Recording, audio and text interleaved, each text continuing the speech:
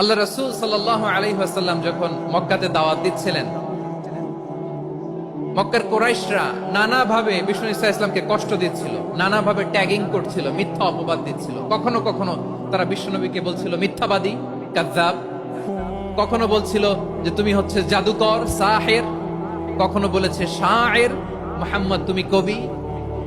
কখনো বলেছে কাহেন, মুহাম্মদ তুমি গণক। এবং কখনো বলেছে মুহাম্মদ তুমি হচ্ছে মাজনুন, মানে পাগল।